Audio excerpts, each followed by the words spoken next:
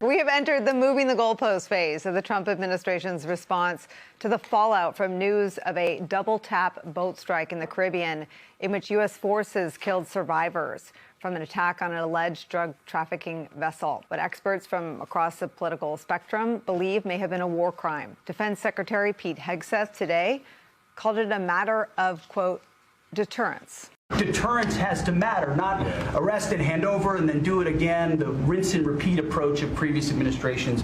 This is meant to get after that approach. And I will just end by saying, as President Trump always has our back, we always have the back of our commanders who are making decisions in difficult situations, and we do in this case and all these strikes.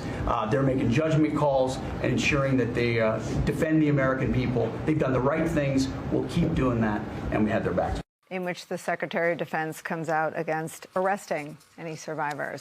There's brand new reporting in the Washington Post on this story, and it reveals that military officials are today angry at comments like that. They see it as an attempt to shift blame for the killing of those two survivors from the Secretary of Defense, Pete Hegseth, to the commander overseeing the operation, Admiral Frank Bradley. Admiral Bradley is a decorated Navy SEAL. He has decades of experience. He was among the first to deploy to Afghanistan after the September 11th terrorist attacks.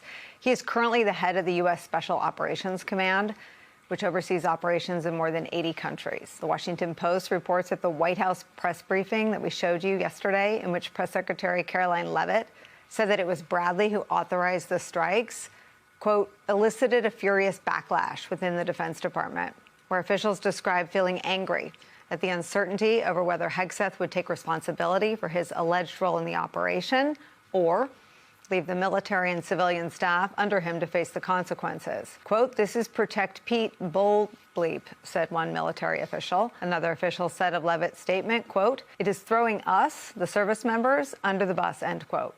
Another person said some of Hegseth's top civilian staff appeared deeply alarmed about the revelations and